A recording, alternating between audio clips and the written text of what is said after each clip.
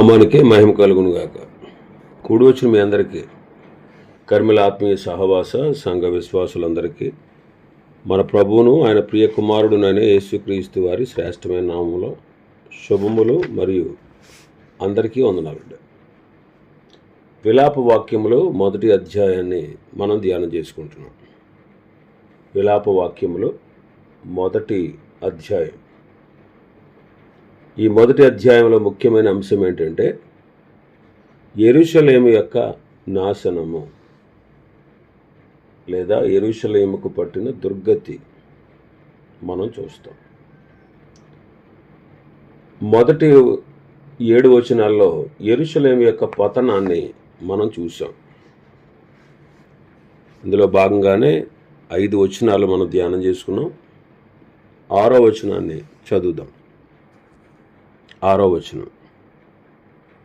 సియోను కుమారి సౌందర్యము అంతయు తొలగిపోయాను, దాని అధిపతులు మేతలేని దుప్పుల వలె ఉన్నారు. వారు బలహీనులై తరుము వారి ఎదుట నిలువలేక పారిపోయిరి. యెరూషలేము సియోను కుమారి ఇశ్రాయేలీయుల సౌందర్యమంతా కూడా తొలగిపోయెను అని మనం చదువుతున్నాం. ఇశ్రాయేలీయుల యొక్క సౌందర్యము ప్రభువే. ఇశ్రాయేలీయుల యొక్క సౌందర్యము ప్రభువే. యెహెజ్కేలు గ్రంథం 16వ అధ్యాయం 14వ వచనం. నేను నీకు అనుగ్రహించిన నా ప్రభావము చేత నీ సౌందర్యము పరిపూర్ణము కాగా అన్యజనులు దాన్ని చూచి నీ కీర్తి ప్రశంసించుచూ వచ్చిరి. ఇదే ప్రభువగు యెహోవా వాక్కు. కాబట్టి ఇశ్రాయేలీయుల యొక్క ప్రభావం, దేవుని ప్రభావాన్ని బట్టి ఇశ్రాయేలీయుల యొక్క సౌందర్యము పరిపూర్ణమైంది అని యెహెజ్కేలు గ్రంథంలో మనం చదువుతున్నాం. అప్పుడే పుట్టినటువంటి ఆడబిడ్డ ఎలా ఎదిగి పెద్దదై ఆభరణ భూషితురాలై సౌందర్యవంతురాలై మహారాణి అగునంతగా ఎదిగినప్పుడు ఎలా ఉంటుందో, అలాగే దేవుడు కూడా ఒక ఆడపిల్ల పుట్టిన దగ్గర నుంచి మహారాణిలా ఎదిగేంత వరకు ఆమె ఎన్ని దశల గుండా నడుస్తుందో అలాగ ఇశ్రాయేలీయుల యొక్క జాతిని నేను వర్ధల చేస్తూ వచ్చి వారికి సౌందర్యాన్ని ఇచ్చాను, ఆ సౌందర్యం పరిపూర్ణమైంది అని వాక్యం చెబుతా ఉంది. కాబట్టి ఇశ్రాయేలీయుల యొక్క సౌందర్యము ప్రభు ఇచ్చిందే. వారి అలంకరణ ప్రభువే. వారి అలంకరణ మనం చూస్తే వారి అలంకరణ ప్రభువే. వారిని అలంకరించాడు. వారిని అలంకరించాడు. ఆయనే అలంకరణ. ఇర్మియా గ్రంథంలో చదివితే 2వ అధ్యాయం 32వ వచనం. 2వ అధ్యాయం 32. కన్యక తన ఆభరణములను మరచున, పెండ్లి కుమారి తన వడ్డాణమును మరచున, నా ప్రజలు లెక్కలేనన్ని దినములు నన్ను మరిచి ఉన్నారు.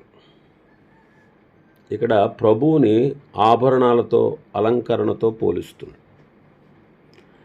పెండ్లి కుమార్తె తన ఆభరణాలు మరిచిపోద్దా? పెండ్లి కుమార్తెను చక్కగా అలంకరిస్తారు, ఆభరణాలు వేస్తారు, వడ్డాణం పెడతారు, చక్కని అలంకరణ చేస్తారు పెండ్లి కుమార్తెను. మరి పెండ్లి కుమార్తె మరిచిపోద్దా తన ఆభరణాలు, వడ్డాణం? కానీ ప్రభు అంటారు, నా జనులు, నా ప్రజలు లెక్కలేనని దినములు నన్ను మరిచి ఉన్నారు అంటారు. మరువకూడని ప్రభువుని వారు ఏం చేశారు? మరిచిపోయారు. వారి అలంకరణగా ఉన్న ప్రభువుని వారు మరిచిపోయారు. లెక్కలేనని దినములు అంటాడు. ఇంకా ఇశ్రాయేలీలకు ప్రభువే సౌందర్యం, ప్రభువే అలంకరణ, ఇంకా ప్రభువే వారి సౌందర్యం. మనం ఇర్మియా గ్రంథం 13:11 చదివితే, నాకు కీర్తి స్తోత్ర మహిమలు కలుగుటకై వారు నాకు జనముగా ఉండునట్లు నేను ఇశ్రాయేలు వంశస్థులనందరినీ, యోధా వంశస్థులనందరినీ నడికట్టు నరుని నడుముకు అంటియున్న రీతిగా నన్ను అంటియుండ చేసి తిని గాని వారు నా మాటలు వినకపోయి ఉన్నారని యెహోవా సెలవిచ్చుచున్నాడు.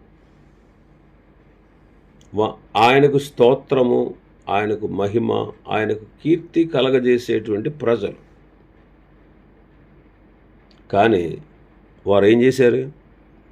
పాపం చేసి దేవునికి, దేవుని నామానికి దూషణ కలిగేటట్లుగా ప్రవర్తించారు.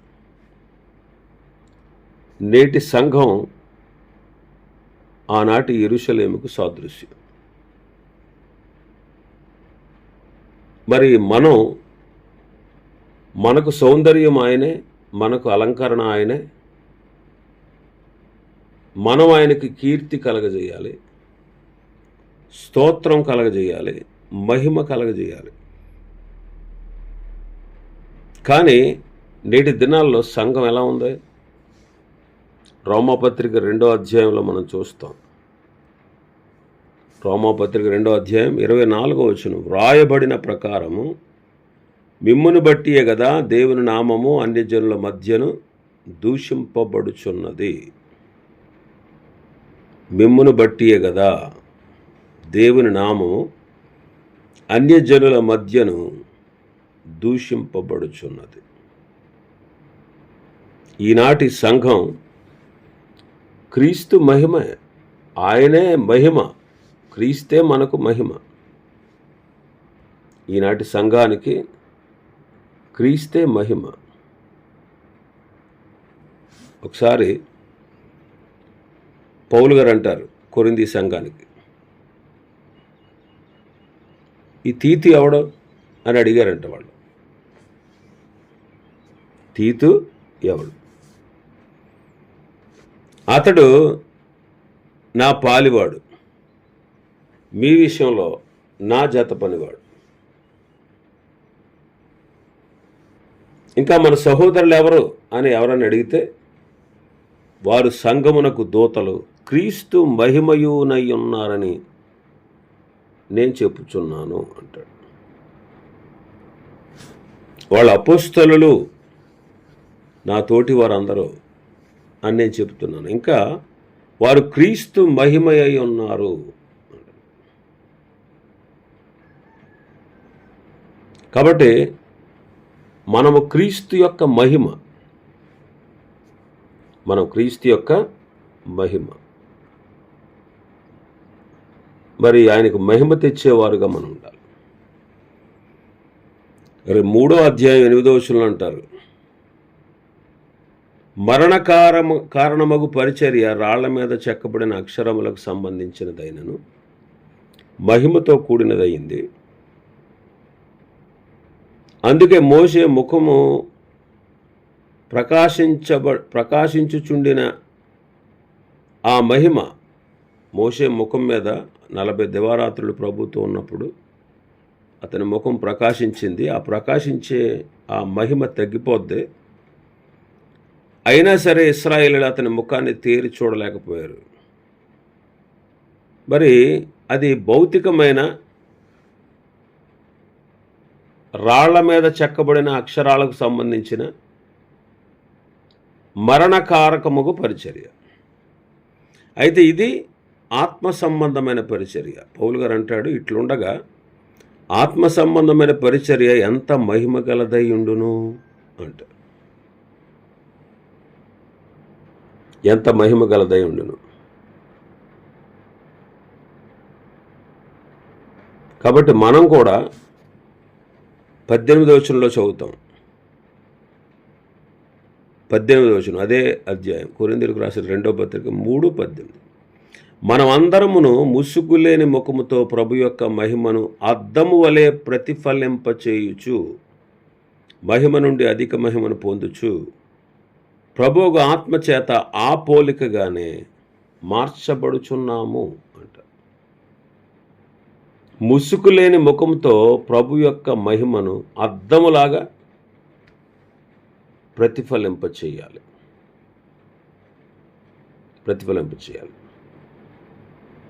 గలతీ పత్రిక 3వ అధ్యాయం 27వ వచనం. గలతీ పత్రిక 3వ అధ్యాయం 27వ వచనం. క్రీస్తులోనికి బాప్తిసం పొందిన మీరందరూ క్రీస్తును ధరించుకొని ఉన్నారు. ఈ వచనం ప్రకారంగా క్రీస్తు యొక్క మరణములో, క్రీస్తు యొక్క సమాధిలో, క్రీస్తు యొక్క పునరుత్థానములో ఐక్యపరచబడి క్రీస్తును ధరించుకుని ఉన్నాం. కాబట్టి మనము క్రీస్తు స్వరూపమే. మనము క్రీస్తు యొక్క స్వరూపమే, క్రీస్తు యొక్క మహిమై ఉన్నాము. కాబట్టి ఆయనకు కీర్తి, స్తోత్ర, మహిమ తెచ్చేటువంటి బిడ్డలుగా ఆయనకు మనం కీర్తి, స్తోత్ర, మహిమై ఉన్నాం. రేపు మనల్ని ఆయన తండ్రి అయిన దేవుని ఎదుట, తండ్రి అయిన దేవుడు కుమారుడైన క్రీస్తును ఎలాగైతే రిసీవ్ చేసుకుని ఆయనకు తన కుడిపార్శ్వమందు కూర్చుండే అధికారాన్ని ఇచ్చారు, క్రీస్తును ఎలాగైతే ఆయన అంగీకరించారో ఆయనలో ఉన్న మనల్ని కూడా ప్రభు అలాగే రిసీవ్ చేసుకుంటాడు. క్రీస్తులాగా మనల్ని దేవుడు అంగీకరిస్తాడు, ఆయన యందు విశ్వాసం ఉంచిన మనల్ని. మరి మనం ఎంత ఔన్నత్య స్థితిని పొందాం. రేపు ప్రభుతో పాటు సింహాసనం మీద కూర్చున్నాం. మరి అలాంటి ఆధిక్యతనిచ్చిన ప్రభువుకి మనం ఎంత ప్రేమతో ఆయన్ని సేవించాలి, ఆయన ఎంతగా మనం మహింపరచాలి, ఆయన ఎంతగా మనం హెచ్చించాలి, ఆయనకు మనం ఎంతగా కృతజ్ఞతలు చెల్లించాలి, ఆయన నామానికి మహిమ వచ్చే విధంగా మనం జీవించాలి. కాబట్టి క్రీస్తుకు అవమానకరంగా, ఆయన నామము అవమానపరచబడే విధంగా మనం ప్రవర్తించకూడదు. కాబట్టి ఆయన యొక్క గొప్పతనాన్ని బట్టి మనం ఆయన్ని స్తుతించి హెచ్చించాలి. మనం పరిశుద్ధతను సంపూర్తి చేసుకోవాలి. శరీరానికి, ఆత్మకు కలిగినటువంటి సమస్త కల్మషాన్ని నుండి మనలను మనం పవిత్రులుగా చేసుకోవాలి.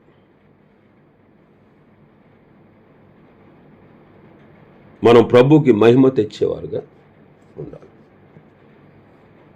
7వ వచనం చదువుదాం మన భాగంలో. 7వ వచనం.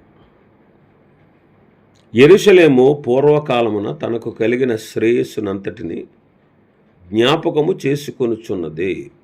దానికి కలిగిన శ్రమానుభవ కాలమునందు, సంచార దినముల యందు సహాయము చేయువారు ఎవరైనాను లేక, దాని జనము శత్రువు చేతిలో పడినప్పుడు విరోధులు దాన్ని చూచి విశ్రాంతి దినములను బట్టి దానిని అపహాస్యము చేసిరి. యెరూషలేము పూర్వకాలమున తనకు కలిగినటువంటి శ్రేయస్సునంతటిని జ్ఞాపకం చేసుకుంటుంది. మరి ఇప్పుడేమో శ్రమ వచ్చింది. శ్రమ కాలంలో వారు సంచరించేటువంటి చోట్లలో దానికి సహాయం చేసేవాళ్ళు ఎవ్వరూ లేక, దాని జనులు శత్రువుల చేతిలో పడిపోయినప్పుడు విరోధులు దాన్ని చూచి దాని విశ్రాంతి దినములను బట్టి దాన్ని అపహాస్యము చేశారు. యెరూషలేము పూర్వస్థితి జ్ఞాపకం చేసుకుంటుంది. మరి ప్రస్తుత స్థితి ఎలా ఉంది? అపహసించబడతా ఉంది. విచారం ఏంటంటే మొదటి స్థితి బాగుంది, కడపటి స్థితి చెడిపోయింది. పూర్వం బాగుంది, మరి ప్రస్తుతం ఎలా ఉందో మనం చదువుతున్నాం. మరి మనం కూడా అంతే, పూర్వం బాగుండే సరిపోదు. ఒకవేళ ప్రస్తుతం మనం సరిగా ఉండకపోతే ఎలా? మన మొదటి స్థితి బాగుండి కడపటి స్థితి బాగోకపోతే ఎలా? అందుకే సంఘాలకి ప్రభు ఉత్తరం రాస్తూ, నీ పూర్వస్థితిని జ్ఞాపకం చేసుకో, నీవు ఎక్కడి నుంచి పడిపోయావో ఆ స్థితికి మరలారా, లేకపోతే నీ దీపస్తంభాన్ని నీ వద్ద నుంచి తీసేస్తానంట. కాబట్టి సంఘము మార్పు చెందాలి, క్రీస్తు స్వరూపంలోనికి మార్చబడాలి. మరి మన పరిస్థితి ఏంటి? మనం ఎలా ఉన్నాం? మన స్థితిగతులు ఏంటి? అందుకే పౌలు గారు అంటాడు, మీరు ఈ లోక మర్యాదను అనుసరించొద్దు, ఉత్తమము అనుకూలము సంపూర్ణమైన దేవుని చిత్తమేదో పరీక్షించి తెలుసుకున్నట్లు మీ మనస్సు మారి నూతన మగుట వలన రూపాంతరం పొందండి అంటే. మన మనస్సు మారాలి, నూతనం అవ్వాలి, లోపల అంతరంగం మారాలి. అప్పుడు మనకు దేవుని చిత్తం మనకు అర్థమవుతుంది. ఈ లోక మర్యాదను అనుసరిస్తే మనకు దేవుని చిత్తం అర్థం కాదు. అందుకే ఇర్మియా గారు ప్రార్థన చేస్తాడు 5వ అధ్యాయంలో, 5వ అధ్యాయం ఆఖరి వచనంలో ప్రార్థన చేస్తాడు 21, 22 వచనాల్లో. యెహోవా నీవు మమ్మల్ని నీ తట్టు తిప్పు బాబు, మేము తిరుగుతాం, మా పూర్వస్థితి మరలా మాకు కలుగజేయి నాయన అని ప్రార్థన చేస్తాడు. కాబట్టి ఇర్మియాలాగా మనం కూడా మన పూర్వస్థితిని జ్ఞాపకం చేసుకుని, ఒకవేళ పడిపోయి ఉంటే మరలా పూర్వస్థితిలో ప్రభువుని మొదట్లో ఎలా సేవించాము, ఎలా గణపరిచాము, ఏ రకంగా ఆయన యందు ఆసక్తి కలిగి ఉన్నాం, అలా ఉంటే మనకు మంచిది. మరి నీతిమంతుడు 7 మార్లు పడినా తిరిగి లేస్తాడు. సామెతల గ్రంథకర్త అంటాడు, నీతిమంతుడు 7 సార్లు పడినా తిరిగి లేస్తాడు. మరి ఒకవేళ నువ్వు తిరిగి లేవట్లేదనుకో, నువ్వు రక్షణ పొందింది నీ రక్షణ సరైనదో కాదు, నువ్వు ప్రభునందు విశ్వాసం ఉంచావో లేదో అది నువ్వు గమనించుకోవాలి. ఇంకా ఇశ్రాయేలీయుల యొక్క శ్రమానుభవ కాలంలో సంచార దినములను బట్టి ఆ సంచరించినటువంటి ప్రదేశాల్లో వారు అపహాస్యం చేయబడ్డారు. మరి ఇశ్రాయేలీయులు సంచరించిన పరిస్థితులు ఏంటి? ఐగుప్తులో సంచరించారు మొదట, తర్వాత ఇశ్రాయేలీయులు అష్షూరులో సంచరించారు, తర్వాత యూదులు బబులోనులో సంచరించారు. ఇశ్రాయేలీయులు వేరు, యూదులు వేరు కాదు. ఇశ్రాయేలీలు అంటే 10 గోత్రాల రాజ్యం, యోధా అంటే 2 గోత్రాల రాజ్యం. కాబట్టి 10 గోత్రాల వారేమో అష్షూరు వారి కాలంలో చెరలోకి వెళ్ళిపోయారు, ఈ 2 గోత్రాల వారు బబులోనులోనికి చెరగా వెళ్ళిపోయారు. అంతకుముందు వారు ఐగుప్తులో ఉన్నారు. మరి ఇప్పుడు ఏమైంది పరిస్థితి అంటే వాళ్ళు అపహాస్యము చేయబడుతున్నారు. ఎవరో వాళ్ళకి సహాయం చేయకపోవడం చూసి, వాళ్ళ శత్రువుల చేతిలో పడిపోవడం చూసి, అరే మీరేంటి ఎన్నో పండగలు చేసేవారు, మీరు విశ్రాంతి దినాలు పాటించేవారు, మీ దేవుని యందు ఆసక్తి కలిగిన వారు, మరి మీ దేవుడు ఏమయ్యాడు? ఎందుకు మిమ్మల్ని ఎలా చెరలోకి పంపాడు? ఎందుకు మీరు ఎలాగా శిక్షించబడుతున్నారు అని దాని విరోధులు అపహాస్యం చేస్తున్నారు. మరి మనం అన్ని జనుల మధ్యలో ఉన్నాం ప్రభు బిడ్డలుగా. మరి ప్రభు బిడ్డలుగా అన్ని జనుల మధ్యలో ఉన్న మనం ప్రభువుని మహింపరచాలి కదా. ప్రభువుని మహింపరచాలంటే మనం వారి మధ్య మంచి ప్రవర్తన కలిగి ఉండాలి. యుక్త ప్రవర్తన కలిగి ఉండాలి, సత్ప్రవర్తన కలిగి ఉండాలి. పేతురు రాసిన మొదటి పత్రిక 2వ అధ్యాయం 12వ వచనంలో వారి మధ్య మంచి ప్రవర్తన కలిగి ఉండండి అంటాడు.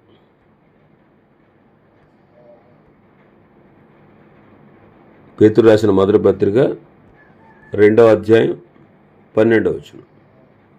అన్యజనులు మిమ్మల్ని ఏ విషయంలో దుర్మార్గులని దూషింతురో ఆ విషయములలో వారు మీ సత్క్రియలను చూచి వాటిని బట్టి దర్శన దినమ దేవుని మహింపరచునట్లు వారి మధ్యన మంచి ప్రవర్తన కలవారై ఉండండి. 15వ వచనంలో యుక్త ప్రవర్తన అంటాడు. ఎలానగా మీరు ఇట్లు యుక్త ప్రవర్తన గలవారై అజ్ఞానముగా మాట్లాడు మూర్ఖుల నోరు ముయుట దేవుని చిత్తము అంటాడు.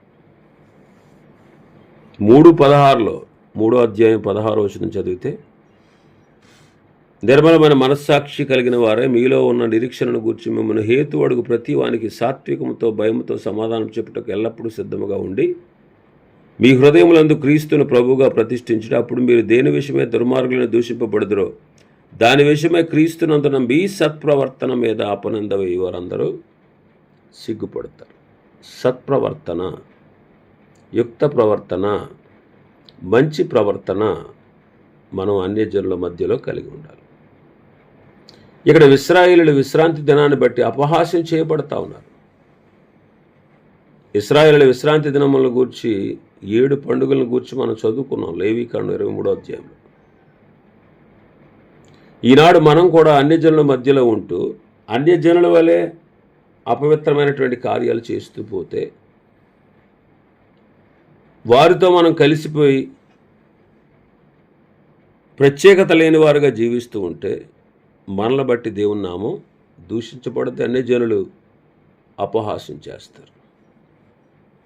మరి అన్యజనులు అపహాస్యం చేయకుండా కోరహు కుమారులు జాగ్రత్త పడ్డారు. 42వ కీర్తనలు అంటారు వాళ్ళు. 42వ కీర్తన మొదటి 3 వచనాలు. దుప్పి నీటి వాగుల కొరకు ఆశపడినట్లు దేవా నా కొరకు నీ కొరకు నా ప్రాణం ఆశపడుతుంది. నా ప్రాణము దేవుని కొరకు తృష్ణ కొరుచున్నది, జీవము గల దేవుని కొరకు తృష్ణ కొరుచున్నది. దేవుని సన్నిధికి నేను ఎప్పుడు వచ్చేదను, ఆయన సన్నిధి నేను ఎప్పుడు కనబడదను. నీ దేవుడు ఏమాయనని వారు నిత్యము నాతో అనుచుండగా రాత్రింపగలు నా కన్నీళ్లు నాకు అన్నపానంలాయి. ఏడయా మీ దేవుడేడి? మీ దేవుడే ఉంటే, మీ దేవుడే గొప్పవాడైతే మీకు ఈ దుస్థితి ఎందుకు అని అంటా ఉంటే రాత్రింబగళ్ళు వారు కన్నీళ్ళు విడుస్తూ వచ్చారు. ఈనాడు మనం కూడా దేవునికి వ్యతిరేకంగా మనం నడిస్తే దేవుడు మనల్ని శిక్షిస్తాడు, దేవుడు మనల్ని శ్రమపరుస్తాడు. ఆ శ్రమలో, ఆ కష్టంలో అన్యజనులు వచ్చి ఏం చేస్తారు? హేళన చేస్తారు. మన బంధువులు, స్నేహితులు వచ్చి నమ్ముకున్నావు దేవుణ్ణి, ఏమైంది, ఏం కలిగింది అంటారు.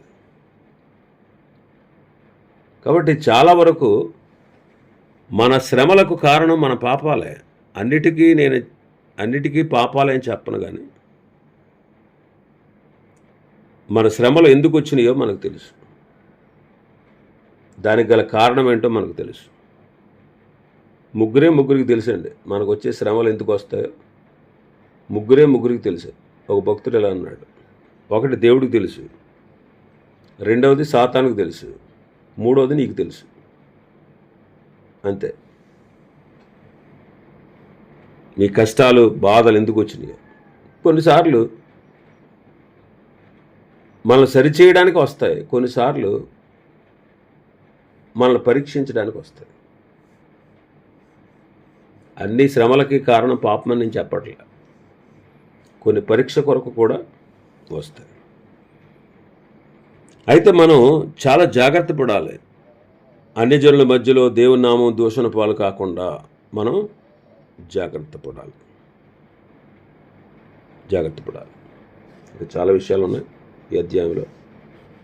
ప్రభు చిత్తమైతే రేపటి దినం మరికొన్ని విషయాలు మనం ధ్యానం చేసుకుందాం.